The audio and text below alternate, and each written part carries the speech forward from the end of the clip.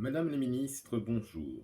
Je suis Maître Tom, écrivain depuis 2006, avec plus d'une cinquantaine d'ouvrages à mon actif. Je suis aussi le conteur de 7 sagas. Au vu de la situation actuelle, je me retrouve sans travail et sans possibilité d'assurer mon chiffre d'affaires et mes revenus. Je touche le RSA en attendant bien mieux. Je ne suis pas inactif pour autant, et si j'ai choisi cette date, c'est parce que c'est l'anniversaire de mon entrée dans le milieu associatif. Depuis 15 ans, je travaille sur mon temps libre pour la promotion des jeunes auteurs et pour la promotion de la lecture.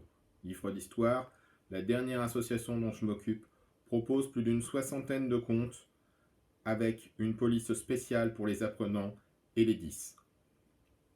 En 2020, c'est sur notre réserve personnelle que nous avons financé notre opération de Noël, car nous n'avons pu faire qu'une seule des 6 dates qui devaient nous permettre de financer l'opération.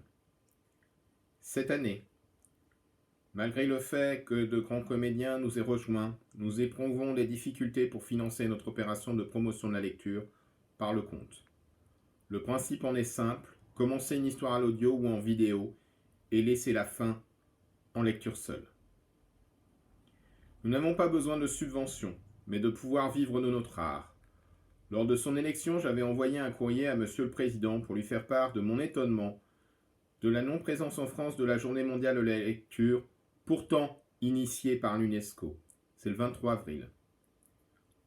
Pourquoi je vous en parle ? Parce qu'il y a une solution simple pour nous permettre de vivre tout en poursuivant une action pour la lecture. La commande par l'État d'un stock de livres pour la journée de la lecture. Chaque élève, entre 8 et 11 ans, recevrait un exemplaire. Nous l'avons testé plusieurs fois et cela fonctionne.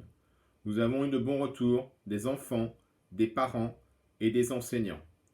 Je remercie d'ailleurs le maire de Crèche-sur-Saône de nous avoir accueillis par 2 fois pour cette opération. Madame la ministre, il n'y a pas que les festivals de musique qui sont en péril cet été, mais aussi les fêtes médiévales qui, en plus de faire vivre les artisans et les comédiens, participent à l'apprentissage de l'histoire auprès du jeune public.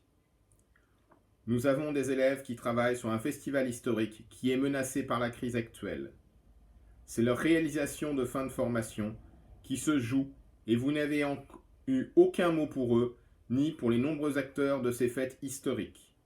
Il est urgent d'agir pour que notre culture soit préservée.